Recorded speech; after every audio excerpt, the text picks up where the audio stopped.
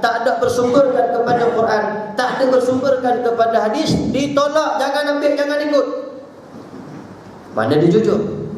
Dia perbuat ilmu itu ataupun dia adakan ilmu ataupun mazhab-mazhab itu tujuannya jujur supaya manusia pandu kepada Quran dan hadis.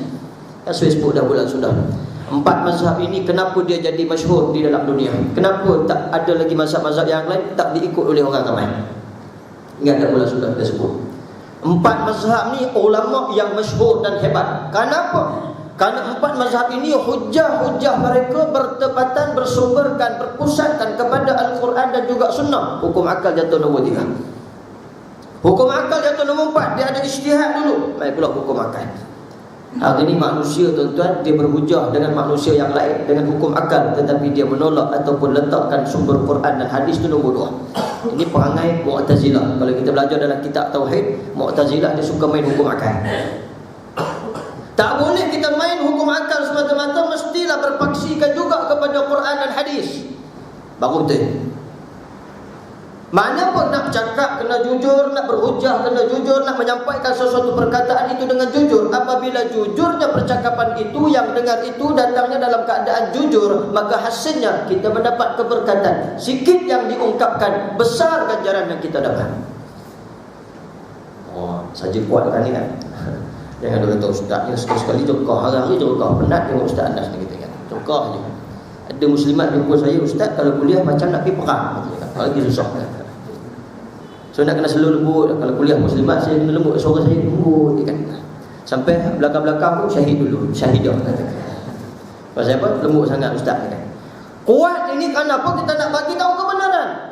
Hari ini kejujuran tak ada pada kita. Kadang-kadang kita jujur, kadang-kadang kita tidak jujur. Dalam agama Islam kita jujur ke tidak? Kalau seandainya kita jujur, kenapa kita tak ikut Quran? Itu makna tak jujur. Quran kata tentang hudud, kenapa kita tolak? Itu tidak jujur. Kita baca Quran, antu'mina billah wa malaikatihi wa kutubih. Saya sebut dah sebelum ni. Quran, apa makna beriman dengan kitab Allah? Taurat, Injil, Zabur dan Quran. So kita duk baca Quran. Bagaimana iman kita kepada Al-Quran? Bermulanya daripada Bismillah di surah Al-Fatihah sehinggalah akhir surah Qul a'udzu birabbin nas. Aku beriman dengan Al-Quran kesemuanya. Itu jujur kita. Jadi dia jujur bab nikahnya tu tak tahan. Bab nikah masna wa sulasa wa rubah ni Quran kata ni. Boleh nikah dua, boleh nikah tiga. Jujur pula dia di situ. Tapi bila Allah sebut wa tilka hududullah, minta maaf, nanti dulu, tangguh dulu, tikai dulu. Ini mana kejujurannya? Mana kebenarannya? Tadi kamu kata kamu baca Quran, tadi kamu kata benar akan kalam Allah Ta'ala, tiba-tiba satu hari kamu pertikaikan apa yang Allah perintahkan kepada kamu. Tak ada kejujuran hari ini.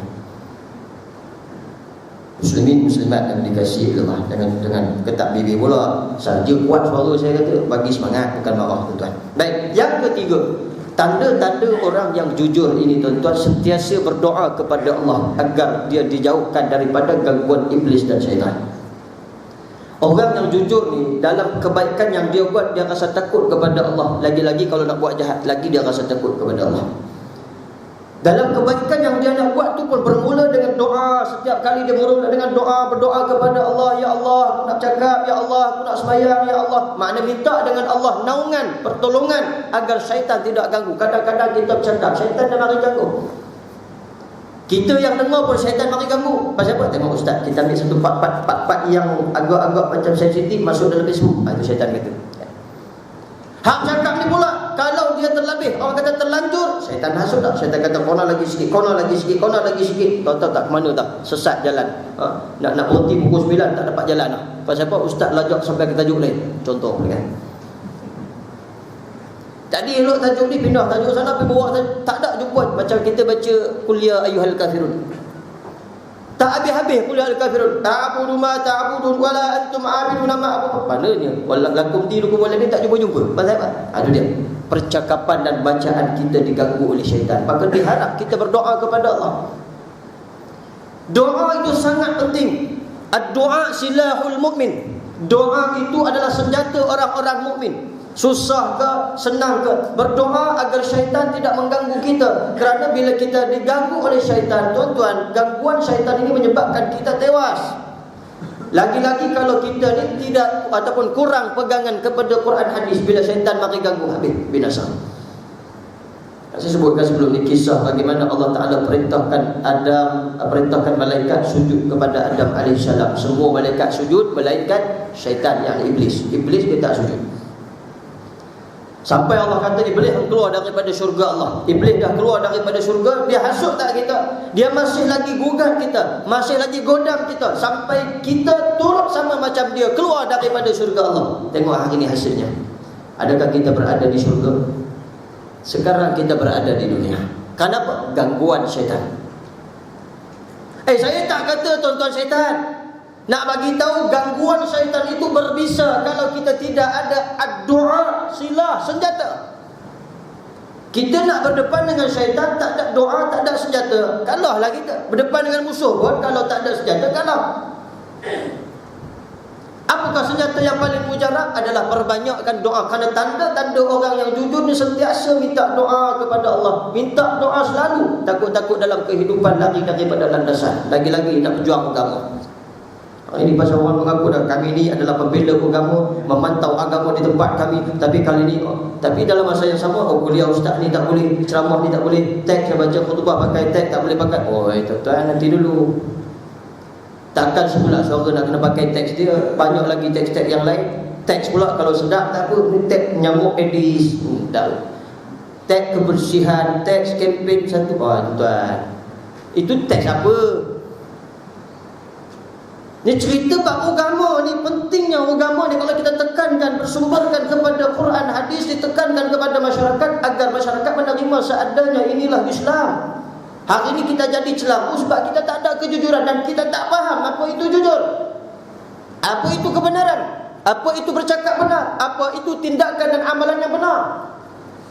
Sebab kerana ustaz tak sebut, Ustaz Anas kalau malam-malam dia cerita bab lain, tak cerita bab jujur. So malam saya cerita bab jujur kepada tuan-tuan muslimin muslimat yang dikasihi oleh Allah Subhanahu Taala. Kemudian tanda-tanda orang-orang yang jujur yang keempat, buah tutur katanya dinilai baik dan tinggi dalam masyarakat. Allahu Akbar. Bila cakap, orang boleh nilai dan orang sanjung perkataan dia. Kenapa? Dia bercakap jujur. Dia tak jadi bercakap ego dengan bercakap jujur tak sama. Kadang-kadang orang tak faham ego dengan jujur. Kadang-kadang setengah orang dia bercakap dengan egonya sekali. Bila bercakap dengan ego, dia akan jadi apa? Dia akan jadi, orang kata, kesombongan, dan kalimat itu akan keluar, kaburat kalimatan takhruju min afwahihim in yaquluna illa kaziba. Apabila kita berkata-kata dalam keadaan kita sombong, yang keluar daripada mulut kita akan perkataan-perkataan kazzab yang menipu. Kalau berserta dengan sombong.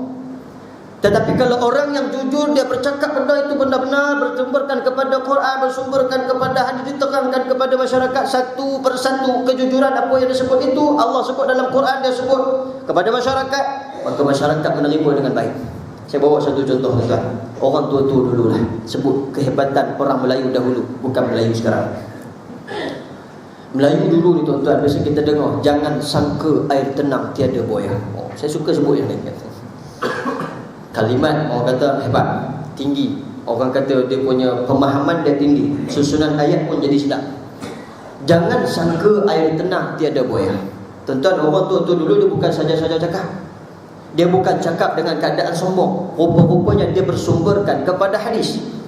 Bila kita buka dalam kitab Ahadisul Ahkam, terdapat satu hadis Nabi sallallahu alaihi wasallam, nahan Nabi sallallahu alaihi wasallam yaghtasilu fil ma'ir raqib. Nabi melarang orang mandi pada kolam ataupun pada air yang tenang. Pasal apa Nabi larang terjun pada air yang tenang? Kerana air yang tenang asalnya air mutlak, air yang bersih. Apabila terjun salah seorang daripada kita ke dalam kolam itu, maka sesungguhnya air itu akan bertukar menjadi musta'mal. So orang lain tak boleh guna, payah guna. Sebab air dah bertukar jadi musta'mal. Maka nahan Nabi SAW, Nabi larang orang yang berhadas besar mandi pada air yang tenang. Orang tua-tua ni kata macam mana lah nak bagi anak-anak aku tak mandi kolam ni. Pasal orang Melayu dulu terjun parit pun terjun, longgang pun terjun, parit gila pun terjun, lombong pun terjun. Senyum tu dia lah tu pakai ni kan. Dulu kita kecil-kecil saya pun tuan-tuan jangan tu kata Sungai tu di Kedah, satu sungai yang Masya Allah kalau tengok tu ada buaya lah. Renang buat tak tahu je. Pasal apa? Suka terjun, tuan. Jadi orang tua ni kata, macam mana aku nak larang anak-anak aku ni supaya jangan terjun dalam kolam yang tenang itu, dalam air yang tenang itu. Maka dia kata, jangan sangka air tenang tiada buaya. Ambil kau. Budak-budak takut dengan buaya. Bunyi buaya tak jadi masuk, tak jadi terjun. Itu orang tua dulu bersumberkan kejujuran daripada Al-Quran dan juga hadis Nabi SAW. Tapi kita hari ni cakap ya. Assalamualaikum, salam satu dunia, salam satu dunia. Ego bagi semua orang sebut. Tuan-tuan, lepas tu bohong lah. Lepas tu pun dah bercakap bohong dah. Itu tak, tengok-tengok tak betul. Jadi hari ni, sebab itu kita kena melihat kejujuran itu bukan sekadar daripada sudut perkataan semata-mata. Tindakan kita, amalan kita, perbuatan kita juga pasti kena jujur. Iman kita pun kena jujur. Kalau kita kata kita beriman kepada Allah, jangan kita bohong dengan Allah. Kalau kita kata Islam, jangan kita bohong dengan Islam. Itu makna jujur. Itu makna benar. Sebab itu orang yang bercakap jujur itu kalamnya diangkat dan disanjung tinggi. Kenapa masyarakat boleh menerima? Kerana sumber Quran dan hadis itu bertepatan dengan apa yang dia cakap. Muslimin, muslimat yang dikasihi oleh Allah Subhanahu Wa Taala.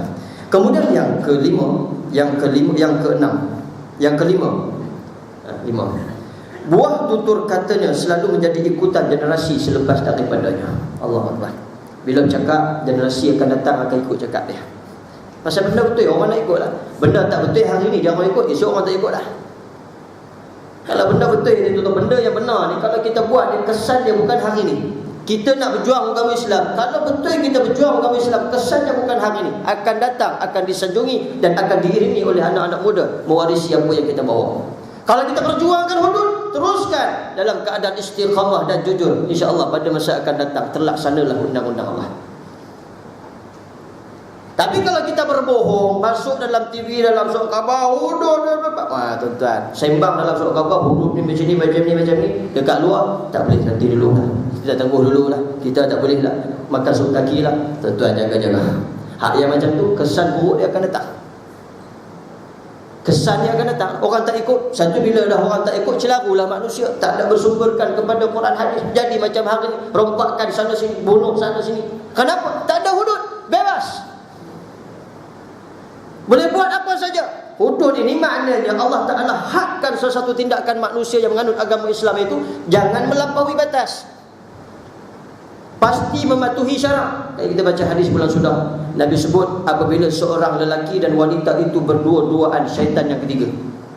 Kenapa Nabi kata bila lelaki berdua-duaan dengan perempuan ini, syaitan yang ketiga? Boleh ke tak boleh? Kita suami isteri boleh ke tak boleh? Kalau kita berdua-duaan, boleh, syaitan tak ada tengah-tengah. Maksudnya perbuatan itu tidak patuh kepada syarak.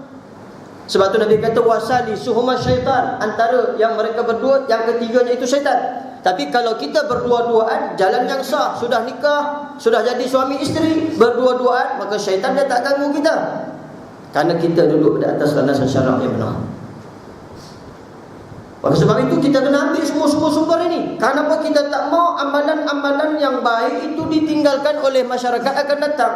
Tak mau kita bicara hari ini tentang segala perkara. Tuan-tuan, kalau kita tengok banyak perkara yang kita bincangkan satu persatu, masalah jenayahnya, masalah rogolnya, masalah itu, masalah ini, masalah dalam rumah tangga. Tapi kalau tidak ada kejujuran, masalah itu dia takkan selesai. Akan diwarisi oleh anak-anak dia semua. Gaduh suami isteri dalam rumah tangga. Silat pasal abang balik lambat, hari-hari lepak kedai kopi, tinggal isteri di rumah, nafkah tak bagi, berbuat gaduh depan anak. Kesan buruk anak akan bawa esok. Anak yang akan bawa esok. Kerana tak ada kejujuran. Kalau ada jujur, anak akan mewarisi kejujuran sampai pada masa akan datang. Sebab tu tuan-tuan, saya katakan, kalau kita nak jujur, jujur benar-benar ikhlas dalam hati, redha, buka berlapang dada dalam keadaan kita mengharapkan keredaan daripada Allah Subhanahu Wa Taala. Kan disebut sebelum ini, ya ayyatuhan nafsul mutmainnah irji'i ila rabbiki radiyatan mardiyah. Dia kena ada compare sekali. Wahai jiwa yang tenang, Allah sebut dalam Quran dalam surah Al-Fajr. Jiwa tenang ni masalah boleh selesai. Kalau kita dalam keadaan ketenangan, tenang dalam menghadapi masalah, kita tenang, masalah boleh selesai. Allah kata wahai jiwa yang tenang, syarat dia apa? Irji'i ila rabbiki radiyatan mardiyah. Mesti dalam keadaan kita berlapang dada, redha bertakwa serta kita mengharapkan keridaan daripada Allah Subhanahu Wa Taala. Bila kita berbuat satu kesilapan itu, kita takkan biar lama, segera kita berbalik kepada agama Islam dan bertaubat kepada Allah Subhanahu Wa Taala. Maka saat itu anak-anak kita akan mewarisi kebaikan apa yang kita usahakan hari ini. Sebab tu jangan main-main. Kalau kita nak buat hari ni, jangan kita kata aku lepas dah, aku dah tua dah, aku dah ni dah, aku dah macam ni. Nanti dulu, warisannya akan datang, kesannya akan datang. Lagi teruk kita hari ni, lagi teruk akan datang. Jangan siapa pun mengimpikan bahawa akan datang lebih baik daripada hari ni kalau kita tidak berubah dengan sikap kita. Sebab tu mesti jujur dalam kehidupan kita. Muslimin, muslimat yang dikasihi oleh Allah Subhanahu Wa Taala. Dan yang keenam, tanda-tanda orang yang jujur, benar, sama ada dalam percakapannya atau perbuatannya atau tindakannya, mereka selalu menepati janji apabila berjanji. Ini sifat orang mukmin. Inilah mukmin yang sebenar. Bila dia dahlah satu perkara, dia takut nak berjanji, tetapi apabila dia berjanji, dia menunai dan kotakan janjinya. Dia beriman dan beriman kepada Allah. Dia sertakan takwa. Dia takut sangat-sangat dengan Allah. Bila dia nak buat satu perjanjian, dia aku tak berani nak janji, tapi oleh kerana dia tengok dalam keadaan terdesak, aku mesti janjikan sesuatu. Kita janjikan sesuatu nak bagi anak itu, nak bagi kehidupan kita bahagia. Janji kita itu kalau tak ditunai, maknanya kita belum jujur lagi. Tapi kalau kita tunai dan kotakan janji kita, bermakna kita adalah orang yang menepati janji dan orang yang jujur dalam agama. Sebab tu tuan-tuan, kalau tengok orang yang suka berjanji ni orang munafik. Orang munafik di zaman Rasulullah suka berjanji. Rasulullah dan sahabat-sahabat tak suka berjanji, bukan benci kepada perjanjian, tetapi kalau berjanji takut-takut tak boleh tunaikan janji tersebut. Orang yang tidak boleh menunaikan janji atau tidak kotakan janji, ingat Allah Ta'ala pun sudah berjanji di dalam Al-Quran, bagi orang yang memungkiri janji akan dicampak ke dalam api neraka. Itu janji Allah. Siapa yang rasa-rasa aku ni berjanji, jangan ingkar kepada janjinya, kotakan janji dia. Sebab zaman sekarang orang tak faham janji ni. Dia sebut, oh harga kereta sampai sekarang tak bunyi harga kereta murah pun. Oh zaman sekarang nak semua benda nak turun, nak bagi kesenangan. Nanti fikir 10 kali dulu. Nak janji fikir 10 kali. Jangan nampak kau nampak apa nama pangkat dia. Sebahagian orang dia nampak pangkat dia tak peduli lah, yang penting aku janji je. Boleh tak boleh tu cerita belakang. Tak boleh. Janji ni kena kota janji dia. Baru nampak kejujurannya. Kalau tidak, hampa tak jujur. Tu senang nak tengok. Ni jenis tak jujur ni. Cakap sebelum ni main lagi, lepas ni jadi kelain pula. Jujur-jujur cukup, kena tepat apa yang dia cakap. Itu makna tanda-tanda orang yang jujur. Sebab apa saya sebut bab tasdik, bab kebenaran ini? Sebab Nabi sebut dalam hadis tadi. Nabi kata apa yang berlaku kepada umatnya di akhir zaman, zaman ketandusan, tak ada kejujuran. Bila tak ada jujur, orang yang menipu tu yang kita sanjung, yang kita angkat dia, yang kita puji dia, oh dia ni hebat dia, walhal dia menipu kamu. Kita lantik satu orang yang menjadi ketua kita adalah ketua yang khianat, walhal orang yang amanah itu kita kata ni khianat ni, tak betul ni, tak betul ni. Walhal orang yang khianat tu kita angkat dia. Kan dah terbalik tu tuan-tuan. Apa makna terbalik? Hati kita dah terbalik. Siapa yang terbalikkan hati kita? Mukhallibal qulub, Allah yang terbalikkan hati kita. Yang saya sebut dah sebelum ni, tanda-tanda Allah terbalikkan hati kita, kata ulama. Apa dia tuan-tuan? Bila kita tengok kebaikan, kita kata jahat. Bila kita tengok kejahatan, kita kata baik. Itu tanda Allah terbalikkan hati kita. Bila ada majlis ilmu, kamu nak halang, kamu nak sekat, kamu nak buat macam-macam, tak ada permit, tak boleh apa-apa. Tapi kalau konsert tak perlu kepada permit, telanjang COVID tak perlu kepada permit, itu makna apa? Hati kita sudah diterbalikkan oleh Allah. Satu kebaikan yang ditunjukkan di hadapan kamu, kamu tak nampak. Tapi satu kejahatan yang ditunjukkan di hadapan kamu, kamu ambil, kamu terima sebulan suara tanpa pertikaikan walau satu. Ini manusia ke zaman. Tuan ingat ya, Masjid Sarjana Utama nak panggil Ustaz Azhar Idrus. Panggil Ustaz Azhar Idrus nak bagi ceramah, buat ceramah perdana.